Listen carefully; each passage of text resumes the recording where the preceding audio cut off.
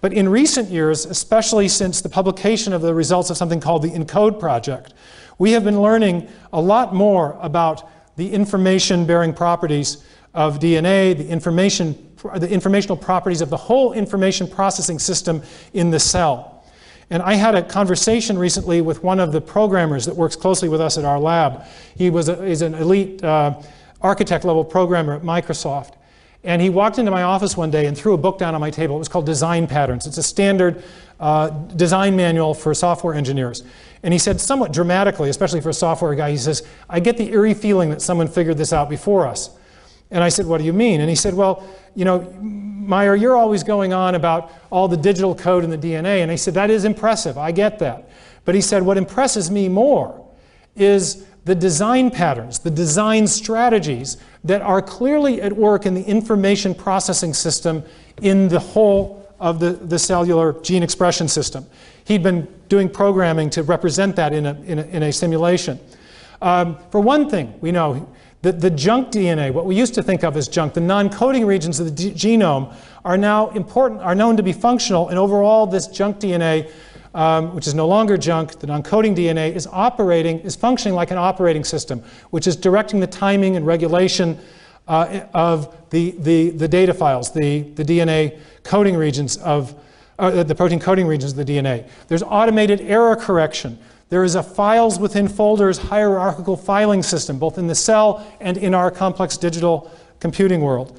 There is a mode of digital storage and retrieval of informational modules. The cell needs a certain kind of protein to be built. Oftentimes it will go and find different data sets stored in different places, access them, concatenate them, and build a completely new protein on a needs basis. My computational friend, my computer engineering friend, was saying, this is mind-boggling because we use all these same design patterns, these same design strategies. And then he also talked about the nested coding of information, what's called dual coding or dual encryption. So the case for intelligent design is based on the Molecular Biology 101, but I think it's gotten even stronger because of these other things we're learning about the information processing system of life and how that system manifests features which, again, are produced by one and only one known type of cause, that being intelligence. And so, for all those reasons, I've concluded that it is possible to formulate a scientific theory of intelligent design, and in fact, at present, that theory, I would argue, provides the best explanation of these crucial informational features of living systems. Thank you very much.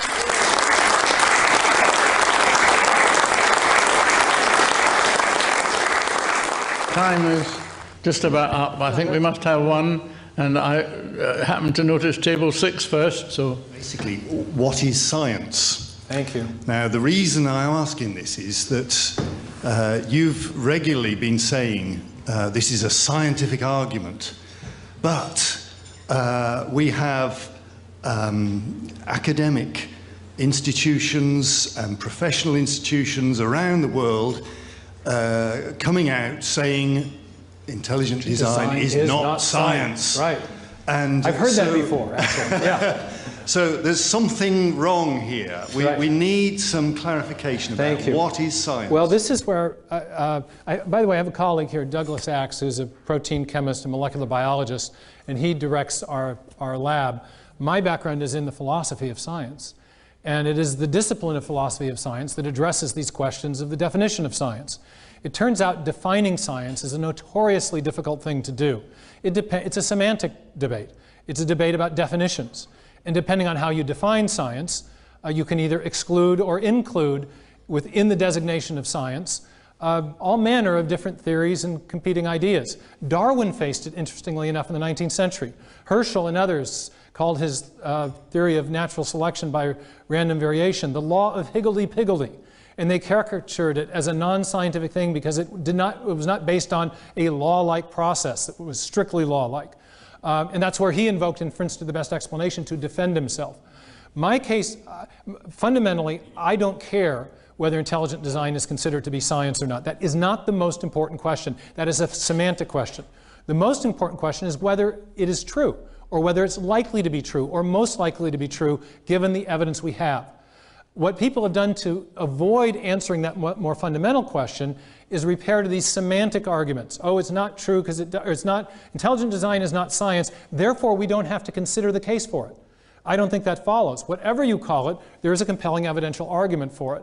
But I also think that using very basic understandings, a very credible definition of science, typically people want to demarcate science from non-science by invoking an understanding of, by reference to method.